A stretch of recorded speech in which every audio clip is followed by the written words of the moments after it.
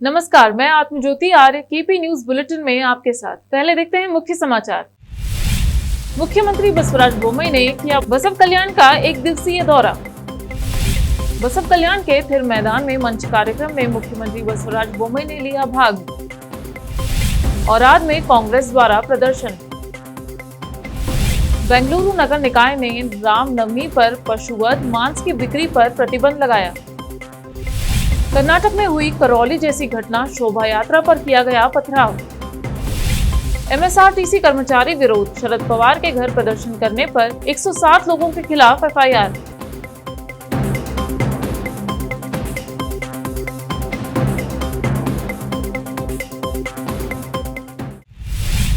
अब देखते हैं समाचार विस्तार से। शुरू करते हैं स्थानीय समाचारों से। राज्य के मुख्यमंत्री बसवराज बोम्मई बसव कल्याण के दौरे पर पहुंचे। आज वह बीदर हवाई अड्डे पर उतरने के बाद हेलीकॉप्टर के जरिए बसव कल्याण पहुंचे। मुख्यमंत्री के साथ पूर्व मुख्यमंत्री बीएस येडियुरप्पा, पशुपालन मंत्री प्रभु चौहान, जिला प्रभारी मंत्री शंकर बी पाटिल मौजूद थे। मुख्यमंत्री बसव कल्याण पहुंचने के बाद वहां से अनुभव मंडप पहुंचे। इस अवसर पर केंद्रीय राज्य मंत्री भगवंत खूबा, विधायक शन्नू सलगार, ईश्वर खंड्रे, राजशेखर पाटिल, रहीम खान, बंडेप्पा खाशमपुर, विधान परिषद सदस्य अरविंद कुमार अरड़ी, रघुनाथ मलकापुर, राज्य इंडस्ट्रियल निगम के अध्यक्ष डॉक्टर शैलेंद्र बेलदाड़े, कर्नाटक राज्य हज समिति के अध्यक्ष रौफुद्दीन कचेरीवाला सहित अन्य अधिकारी उपस्थित थे। इस बीच एक बैठक भी हुई। हमारे कैमरामैन साबिर खान का कवरेज।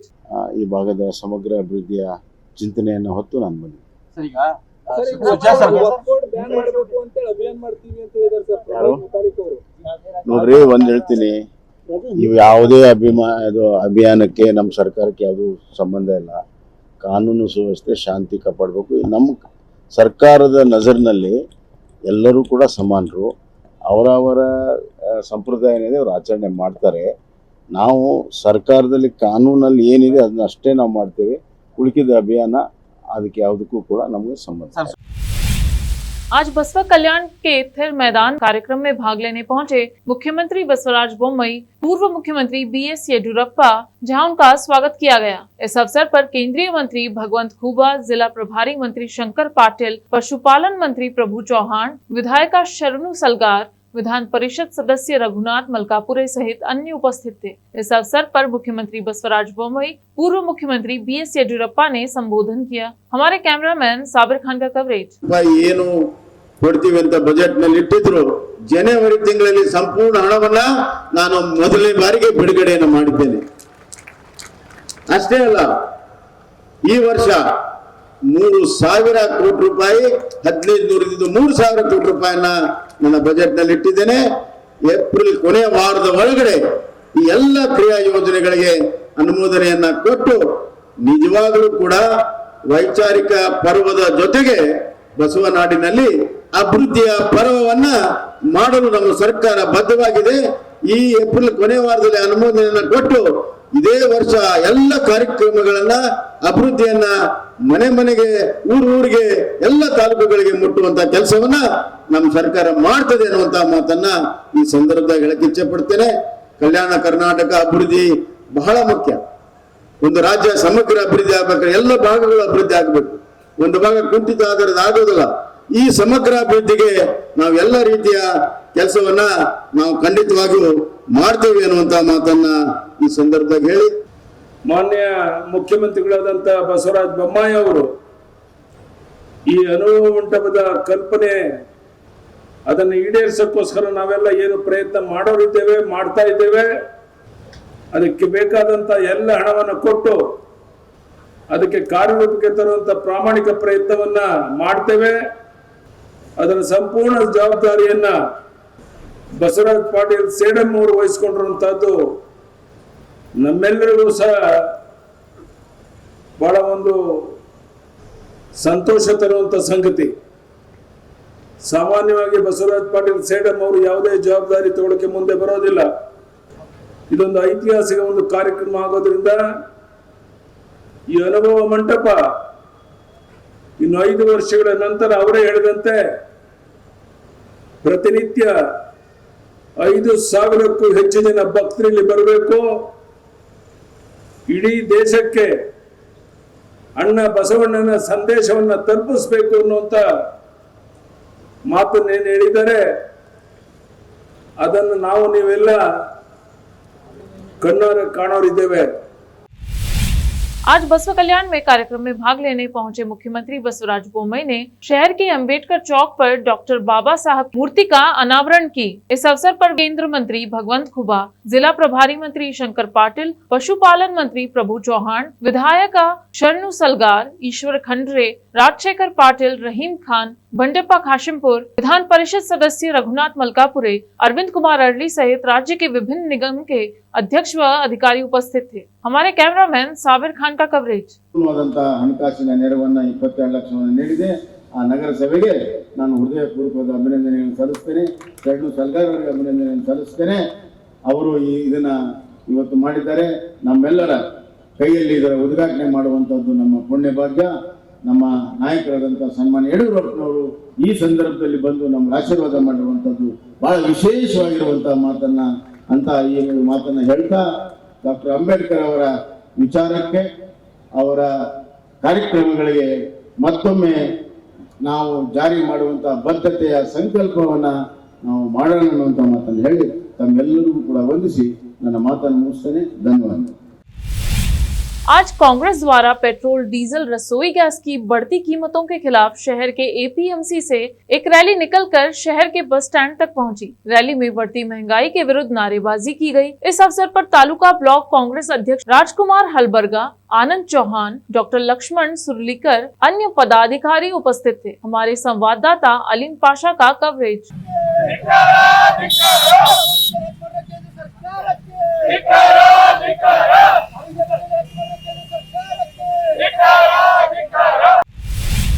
केपी न्यूज में आज चैनल के संस्थापक निर्देशक मोहम्मद अयाज खान ने चैनल के स्टाफ के 7वें रोजे का इफ्तार किया। आज हमारे साथ रिटायर्ड एडीजीपी जीएम हयात आईपीएस इफ्तार में शामिल हुए। यह इफ्तार बीदर की गंगा जमुना तहजीब की तर्ज पर किया गया, जहां सभी वर्ग के कर्मी एक साथ एक ही दस्तरखान पर मौजूद थे। हालांकि इस कार्यालय में इफ्तार नमाज की व्यवस्था पहले दिन से ही की गई थी।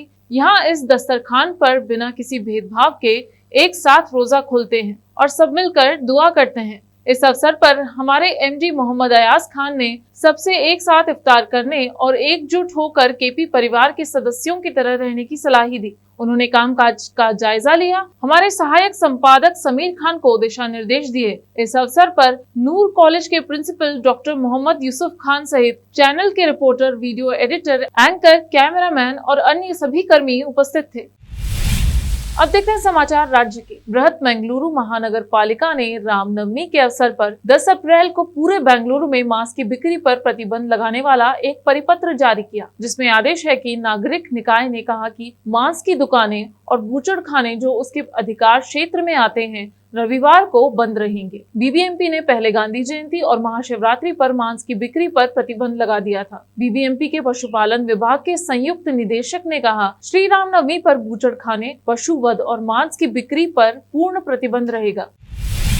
रामनवमी के मौके पर निकल रही शोभा यात्रा पर पथराव के बाद कर्नाटक के कोलार में तनाव की स्थिति पैदा हो गई है। यहाँ रामनवमी को लेकर शोभा यात्रा निकाली जा रही थी। उस दौरान कुछ शरारती तत्वों द्वारा पथराव किया गया, जिससे तनाव उत्पन्न हो गया। हाल ही में राजस्थान के करौली में भी हिंदू समुदाय की तरफ से निकाले जा रहे जुलूस पर पथराव हुआ था। आरोप है कि रामनवमी के अवसर पर शोभा यात्रा निकाली जा रही थी। जब ये यात्रा जहांगीर मोहल्ले से गुजर रही थी तो कुछ शरारती तत्वों ने पथराव किया, जिससे तनाव की स्थिति उत्पन्न हो गई। मौके पर मौजूद पुलिस ने हल्के बल का प्रयोग करते हुए स्थिति को नियंत्रित किया। फिलहाल इलाके में कड़े पुलिस बंदोबस्त किए गए हैं। स्थिति नियंत्रण में है।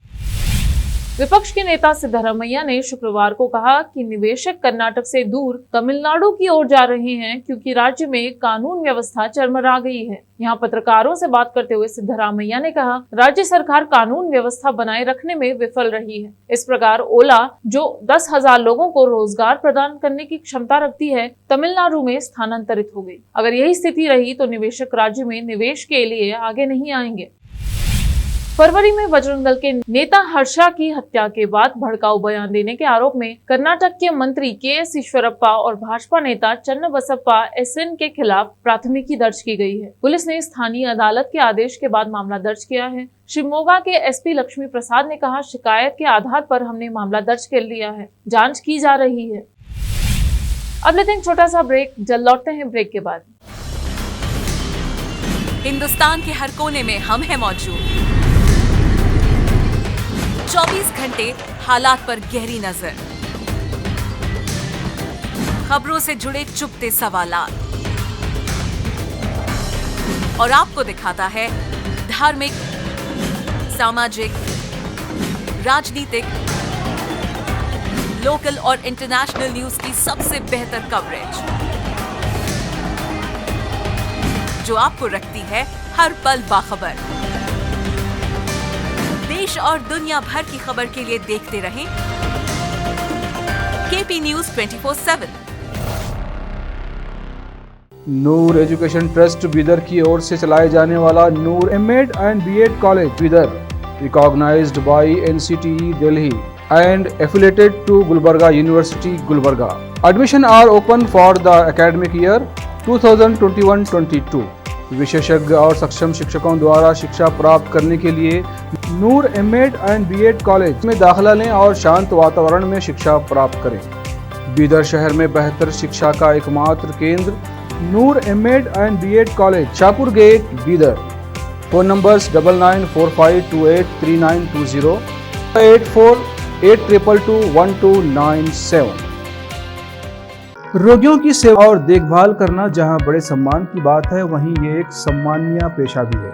इस पेशे को अपनाने वालों को नर्स कहा जाता है और इसका प्रशिक्षण लेने को नर्सिंग कहते हैं।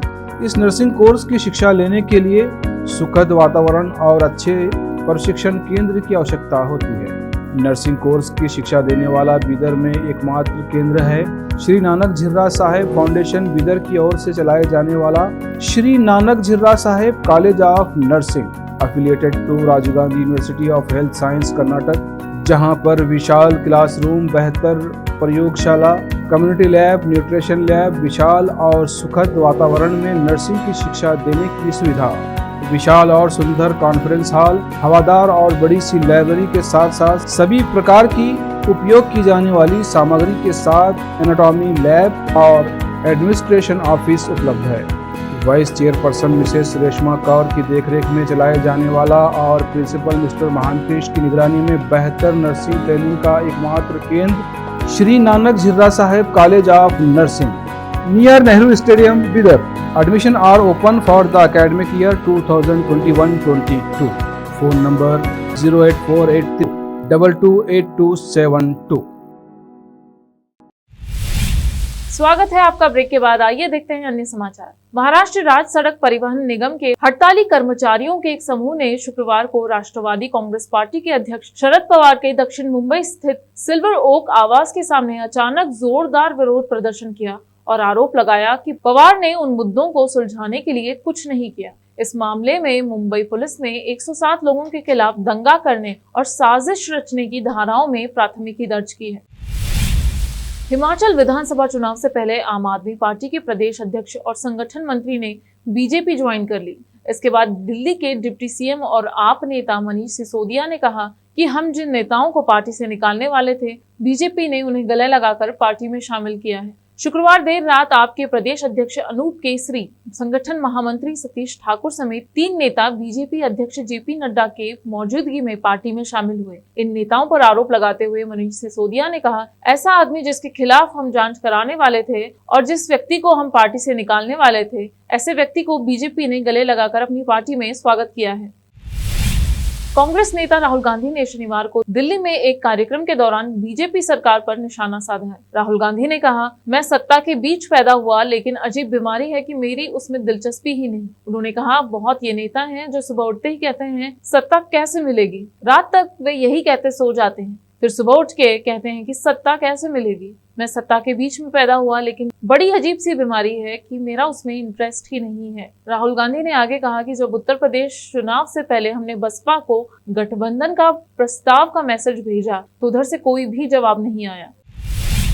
ग्राम सभा खमरिया पूरे कुशल सलोन रायबरेली माननीय श्रीमती स्मृति ईरानी केंद्रीय मंत्री पहुंचकर अष्टमी के मौके पर कन्या पूजन किया, जनता जनार्दन को किया संबोधित। इस मौके पर सुरेश पासी विधायक पूर्व मंत्री जगदीशपुर अशोक कोरी, विधायक सलोन रहे उपस्थित। स्मृति ईरानी को जनता ने दिया लिखित समस्याओं का एप्लीकेशन, समस्याओं को हल करने का मिला आश्वासन। लगी है, इससे मैं कोई प्रशासनिक या फिर राजनीतिक भाषण नहीं करूंगी।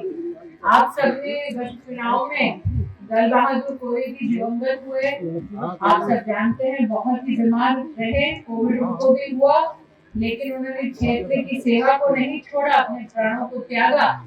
मैं आपके बीच में आई थी ये आशीर्वाद मांगने कि उनके बेटे को आप अपना सेवक बनाए। आपने अपना आशीर्वाद दिया और अशोक आपका सेवक, आपका विधायक बना, इसके लिए आभार। आज दुर्गाष्टमी के इस पावन पर्व पर आप सबको बहुत सारी शुभकामनाएं। आज दीदी हम सबके बीच फिर से एक बार आई है। मैं इस चुनाव को जीतने के बाद उनके प्रथम आगमन पर आप सभी ग्रामवासियों की तरफ से भी उनका बहुत बहुत स्वागत और अभिनंदन करता हूँ।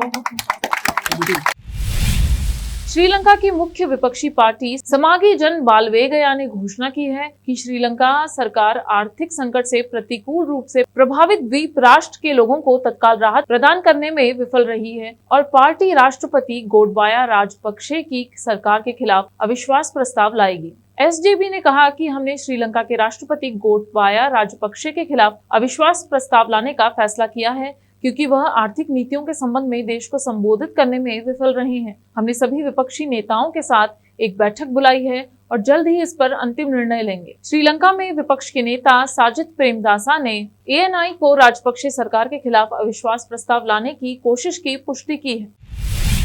फिर से एक नजर मुख्य समाचारों पर। मुख्यमंत्री बसवराज बोम्मई ने किया बसव कल्याण का 1 दिवसीय दौरा। बसव कल्याण के थिर मैदान में मंच कार्यक्रम में मुख्यमंत्री बसवराज बोम्मई ने लिया भाग। औराद में कांग्रेस द्वारा प्रदर्शन। बेंगलुरु नगर निकाय ने रामनवमी पर पशुवध मांस की बिक्री पर प्रतिबंध लगाया। कर्नाटक में हुई करौली जैसी घटना, शोभा यात्रा पर किया गया पथराव। एमएसआरटीसी कर्मचारी विरोध, शरद पवार के घर प्रदर्शन करने पर 107 लोगों के खिलाफ एफआईआर।